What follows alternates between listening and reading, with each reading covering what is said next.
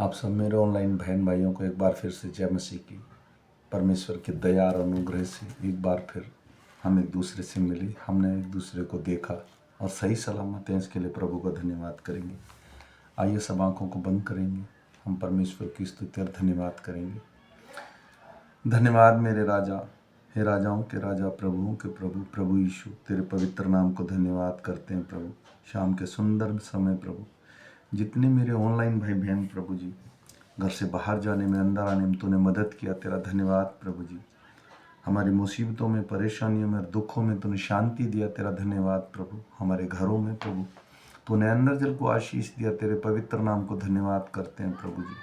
ओ प्रभु, शैतान की सांकड़ों से तूने छुटकारा दिया, तेरा धन्यवाद प्रभु जी। तेरा वचन कहता है प्रभु जी, जितने लोग पूर्ण मन से, पूर्ण हृदय से मेरे पीछे आते हैं प्रभु, मैं उन सब को तृप्त करता हूँ प्रभु जी। प्रभु, तूने कहा मेरे नाम से मांगो दिया जाएगा, इसलिए मैं विश्वास करता हूँ प्रभु। जितने मेरे बहन भाई मेरे राजा जो तुझसे प्रभु पूर्ण मन से, पूर्ण हृदय से जो मांगे प्रभु, उन सब की ज़रूरतों को पूरा करना। बीमारों को आर्थिक तंगी में, कलेशों में, चिंताओं में और परेशानियों में सहारा देने वाला तेरा वचन है मेरे राजा। ओ प्रभु, इन अंत के समय में प्रभु जी, ओ प्रभु, तेरा सामर्थी वचन ही प्रभु हमारा दृढ़गढ़ है प्रभु, यही हमारे छिपने का स्थान है प्रभु, तू ही हमारी ढाल है प्रभु जी। क्योंकि मैं विश्वास करता हूँ प्रभु, जितने तेरे चरणों में आते हैं प्रभु पूर्ण मन से, पूर्ण हृदय से मेरे राजा प्रभु, वो सब चंगाई पाते हैं, छुटकारा पाते हैं। इसलिए प्रभु तेरा वचन प्रभु जी हम पूर्ण मन से, पूर्ण हृदय से सुनने पाएँ। सारा आदर, सारी महिमा तुझे देते हुए प्रभु यीशु, ये शाम का वचन सुनने के लिए प्रभु पवित्र आत्मा देना प्रत्येक को, ताकि प्रभु जी तेरा वचन बोया जा सके।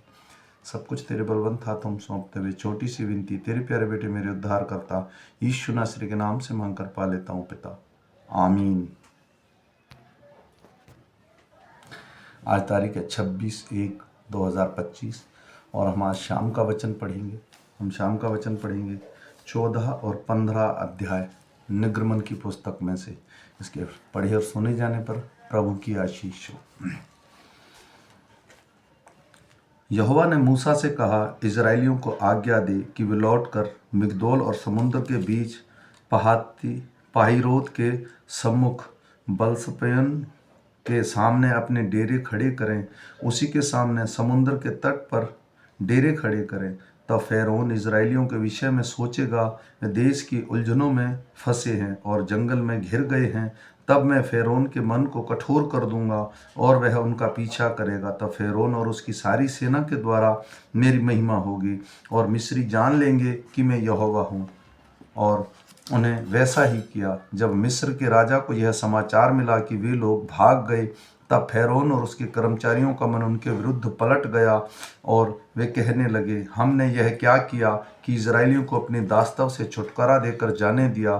तब उसने अपना रथ जुतवाया और अपनी सेना को संग लिया। उन्हें 600 अच्छे अच्छे रथ वरन मिस्र के सब रथ लिए और उन सभी पर सरदार बैठाए। और यहोवा ने मिस्र के राजा फ़िरौन के मन में कठोर कर दिया, इसलिए उसने इजराइलियों का पीछा किया, परंतु इजराइली बेखटक निकले चले जाते थे। पर फ़िरौन के सब घोड़े और रथ और सवारों समेत मिस्री सेना उसका पीछा करके उनके पास जो पिहारोत के पास बालसपोन के सामने समुद्र के तट पर डेरे डाले पड़े थे जा पहुंची। जब फ़िरौन निकट आ गया, तब इजराइलियों ने आंख उठाकर क्या देखा कि मिस्री हमारा पीछा किए चले आते हैं। और इजराइली अत्यंत डर गए और चिल्लाकर यहोवा को दुहाई दी। और वे मूसा से कहने लगे, क्या मिस्र में कब्रें ना थी कि तू हमको वहां से मरने के लिए जंगल में ले आया है? तूने हमसे यह क्या किया है कि हम तो मिस्र से निकाल लाया? क्या हम तुझसे मिस्र देश में ये बात ना कहते रहे कि हमें रहने दे कि हम मिस्रियों की सेवा करें? इसलिए जंगल में मरने की अपेक्षा मिस्रियों की सेवा करना अच्छा था। मूसा ने लोगों से कहा, डरो मत, खड़े खड़े वह उद्धार का काम देखो जो यहोवा आज तुम्हारे लिए करेगा। क्योंकि जिन मिस्रियों को तुम्हें आज देखते हो उनको फिर कभी ना देखोगे। यहोवा आप ही तुम्हारे लिए लड़ेगा, इसलिए तुम चुपचाप रहो। तब यहोवा ने मूसा से कहा, तू क्यों मेरी दुहाई दे रहा है? इजराइलियों को आज्ञा दे कि यहाँ से कूच करें और तू अपनी लाठी उठाकर अपना हाथ समुद्र के ऊपर बढ़ा और वह दो भाग हो जाए, तब इजरायली समुद्र के बीच होकर स्थल ही स्थल पर चले जाएंगे। और सुन, मैं आप मिस्रियों के मन को कठोर करता हूँ और वे वहाँ भी उनका पीछा करेंगे। तब फ़िरौन, उनकी सारी सेना और रथों और सवारों के विनाश द्वारा मेरी महिमा होगी। और जब फ़िरौन और उसके रथों और सवारों पर विजय मेरी महिमा होगी, तब मिस्री जान लेंगे कि मैं यहोवा हूँ। तब परमेश्वर का दूत जो इजरायली सेना के आगे आगे चला करता था, जाकर उनके पीछे हो गया, और बादल का खंभा उनके आगे से हटकर उनके पीछे जा ठहरा। इस प्रकार वह मिस्रियों की सेना और इजरायलियों की सेना के बीच में आ गया। और बादल और अंधकार तो था, तो भी रात को उन्हें प्रकाश मिलता रहा, और वे रात भर एक दूसरे के पास ना आए। तब मूसा ने अपना हाथ समुद्र के ऊपर बढ़ाया, और यहोवा ने रात भर प्रचंड पुरवाई चलाई, और समुद्र दो भाग करके जल ऐसा हटा दिया जिससे उसके बीच सूखी भूमि हो गई। तब इजरायली समुद्र के बीच स्थल ही स्थल पर होकर चले, और जल उनके दाहिनी और बाईं और दीवार का काम देता था। तब मिस्री अर्थात फ़िरौन के सब घोड़े, रथ और उनके सवार उनका पीछा किए हुए समुद्र के बीच में चले गए। और रात के अंतिम पहर में यहोवा ने बादल और आग के खंभे में से मिस्रियों की सेना पर दृष्टि करके उन्हें घबरा दिया, और उनके रथ के पहिए को निकाल डाला, जिससे उनका चलना कठिन हो गया। तब मिस्री आपस में कहने लगे, आओ हम इजरायलियों के सामने से भागें, क्योंकि यहोवा उनकी ओर से मिस्रियों के विरुद्ध युद्ध कर रहा है। फिर यहोवा ने मूसा से कहा, अपना हाथ समुद्र के ऊपर बढ़ा। जल मिस्रियों और उनके रथों और सवारों पर फिर बहने लगे। तब मूसा ने अपना हाथ समुद्र के ऊपर बढ़ाया, और भोर होते होते क्या हुआ कि समुद्र फिर ज्यों का त्यों हो गया, और मिस्री उल्टे भागने लगे। परंतु यहोवा ने उनको समुद्र के बीच ही में झटका दिया, और जल के पलटने से जितने रथ और सवार इजरायलियों के पीछे समुद्र में आए थे, वे सब वरन फ़िरौन की सारी सेना उसमें डूब गई, उसमें एक भी न बचा। परंतु इजरायली समुद्र के बीच स्थल ही स्थल में होकर चले, और जल उनकी दाहिनी और बाईं दोनों दीवार का काम देता था। इस प्रकार यहोवा ने उस दिन इजरायलियों को मिस्रियों के वश से छुड़ाया, और इजरायलियों ने मिस्रियों को समुद्र के तट पर मरे पड़े हुए देखा। और यहोवा ने मिस्रियों को जो अपना पराक्रम दिखलाया था, उसको देखकर इजरायलियों ने यहोवा का भय माना, और यहोवा पर और उसके दास मूसा पर भी विश्वास किया। तब मूसा और इजरायलियों ने यहोवा के लिए यह गीत गाया, उनसे कहा, मैं यहोवा का गीत गाऊंगा, क्योंकि वह महाप्रतापी ठहरा है। घोड़ों समेत सवारों को उसको समुद्र में पटक दिया है। यहोवा मेरा बल और मेरा भजन का विषय है, वही मेरा उद्धार भी ठहरा है। मेरा परमेश्वर वही है, मैं उसी की स्तुति करूंगा। मैं उसके लिए निवास स्थान बनाऊंगा। मेरे पूर्वजों का परमेश्वर वही है, मैं उसको सराहूंगा। यहोवा योद्धा है, उसका नाम यहोवा है।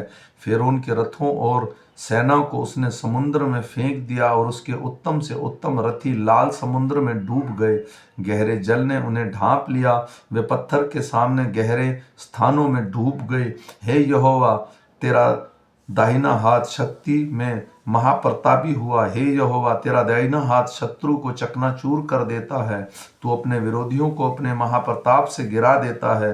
तू अपना कोप भड़काता, और वे भूसे के समान भूमि भस्म हो जाते हैं। तेरे नतनों की सांस से जल एकत्रित हो गया, धाराएं ढेर के समान थम गई। समुद्र के मध्य में गहरा जल समा गया। शत्रु ने कहा था, मैं पीछा करूंगा, मैं जा पकड़ूंगा, मैं लूट के माल को बांट लूंगा, उससे मेरा जी भर जाएगा। मैं अपनी तलवार खींचते ही अपने हाथ से उनको नष्ट कर डालूंगा। तूने अपने श्वास का पवन चलाया, तब समुद्र ने उनको ढांप लिया। वे महाजलाराशि से शीशे के समान डूब गए। हे यहोवा, देवताओं में तेरे तुल्य कौन है? तू तो पवित्रता के कारण महाप्रतापी और स्तुति करने वालों के भय के योग्य और आश्चर्यक्रम का करता है। तू तो अपना दाहिना हाथ बढ़ाया, और पृथ्वी ने उनको निगल लिया है। अपनी करुणा से तूने अपनी छुड़ाई हुई प्रजा की अगुवाई की है। अपने बल से तू अपने पवित्र निवास स्थान को ले चला है। देश देश के लोग सुनकर कांप उठे, फलिस्तीसियों के प्राणों के लाले पड़ जाएंगे। एदोम के अधिपति व्याकुल होंगे, मोआब के पहलवान थरथरा उठेंगे, सब कानान निवासियों के मन पिघल जाएंगे, उनसे डर और घबराहट समा जाएगी। तेरी बाहों के प्रताप से वे पत्थर के समान ओबोल हो जाएंगे। जब तक हे यहोवा तेरी प्रजा के लोग निकल ना जाएं, जब तक तेरी प्रजा के लोग जिनको तूने मोल लिया है पार ना निकल जाएं, तू उन्हें पहुंचाकर अपने निजी भागाने वाले पहाड़ पर बसाएगा। यह वही स्थान है हे यहोवा जिसे तूने अपने निवास के लिए बनाया, और वही पवित्र स्थान है जिसे हे प्रभु तूने आप ही स्थिर किया है। यहोवा सदा सर्वदा राज्य करता रहेगा। यह गीत गाने का कारण यह है कि फेरोन के घोड़े, रथ और सवारों समेत समुद्र के बीच में चले गए, और यहोवा उनके ऊपर समुद्र का जल लौटा ले आया, परंतु इजरायली समुद्र के बीच स्थल ही स्थल पर होकर चले गए। तब हारून की बहन मरियम नाम नाबिया के हाथ में डफ लिया, और सब स्त्रियां डफ लिए नाचती हुई उसके पीछे हो ली, और मरियम उसके साथ यह टेक गीत गाती गई, यहोवा का गीत गाओ क्योंकि वह महाप्रतापी ठहरा है। घोड़ों समेत सवारों को उसने समुद्र में फेंक दिया। तब मूसा इजरायलियों को लाल समुद्र से आगे ले गया, और वे शूर नाम जंगल में आए, और जंगल में जाते हुए 3 दिन तक पानी का सोता ना मिला। फिर मारा नामक एक स्थान में पहुंचे, वहां का पानी खारा था, उसे वे ना पी सके, इस कारण उस स्थान का नाम मारा पड़ा। तब वे यह कहकर मूसा के विरुद्ध बकबक करने लगे, हम क्या पिएं? तब मूसा ने यहोवा की दुहाई दी, और यहोवा ने उनको एक पौधा बतला दिया जिससे कि उसने पानी में डाला, तब वह पानी मीठा हो गया। वही यहोवा ने उसके लिए एक विधि और नियम बताया, और वही उसने यह कहकर उसकी परीक्षा की, यदि तू अपने परमेश्वर यहोवा का वचन तन मन से सुने और जो उसकी दृष्टि में ठीक है वही करे, और उसकी आज्ञाओं पर कान लगाए और उसकी सब विधियों को माने, तो जितने रोग मैंने मिस्रियों पर भेजे हैं उनमें से तुझ पर एक भी ना भेजूंगा, क्योंकि मैं तुम्हारा चंगा करने वाला यहोवा हूँ। तब वे एलीम को आए, जहाँ पानी के 12 सोते और 70 खजूर के पेड़ थे, और वहां उन्होंने जल के पास डेरे खड़े किए। आमीन। सब मेरे भाई बहनों को जय मसीह की। आज हमने परमेश्वर के वचन में बताया गया है कि जैसे ही मूसा अपने सारे मिस्रियों को लेके चला, जिनकी गणना बाइबल बताती है कि लगभग 6,03,550 पुरुष थे, और सारे मिलाकर लगभग जो बाइबल के ज्ञाता हैं 20 लाख लोग थे, उनको लेकर चला। जब वो लोग, फिर उसने फेरोन का मन कठोर कर दिया, और उस फेरोन ने अपने रथों को लेकर उनका पीछा किया। जब वो बिल्कुल नज़दीक आ गए, उस वक्त परमेश्वर ने जो आग का खंबा था और बादल का खंबा वो पीछे कर दिया, और उनमें बराबर गैप बना कर रखा।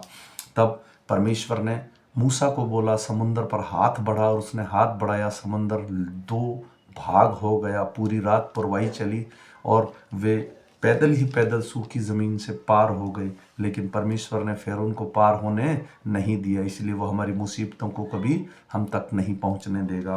तो वहाँ से फिर जल जैसा का ज्यों का त्यों वापिस हो गया, और उन्होंने वहाँ एक गीत गाया। तो आज का वचन 14 और 15 निर्गमन हमने पढ़ा है इसके लिए। और दूसरी चीज़, मैं हाथ जोड़ के निवेदन करता हूँ मेरे सब ऑनलाइन भाई बहनों को, ये वचन एक दूसरे को शेयर कीजिए, क्योंकि बाइबल पढ़ना बहुत ज़रूरी है। मसीह लोग अगर बाइबल नहीं पढ़ेंगे तो परमेश्वर बात करता है बाइबल के द्वारा। ये एक बेसिक बाइबल है। आप किसी भी चर्च में जाइए, अगर हम बाइबल नहीं पढ़ेंगे तो हमें परमेश्वर के दास का वचन कभी कभी समझ नहीं आता है। मैं ये नहीं कहता हूँ कि आप लोग बाइबल नहीं पढ़ते, बहुत अच्छे पढ़ने वाले हैं, ऐसा कुछ भी नहीं है। और मैं ये वीडियो उन मसीह लोगों के लिए बनाता हूँ जो वचन के भूखे हैं, जो चाहते हैं कि हम प्रभु में आगे बढ़ें। अगर आज आप मुझे फॉलो करेंगे तो 1 जनवरी से लेके और 31 दिसंबर को हम पूरी की पूरी बाइबल लगभग कंप्लीट कर लेंगे। कोई शायद बीच में 5-10 दिन रह जाए, मैं नहीं कह सकता, अन्यथा ये पूरी कर लेंगे। मैं आशा करता हूँ कि आज का वचन हमारे हृदयों में काम करेगा। फिर मिलेंगे हम सुबह के वचन के साथ। तब तक सबको जय मसीह की।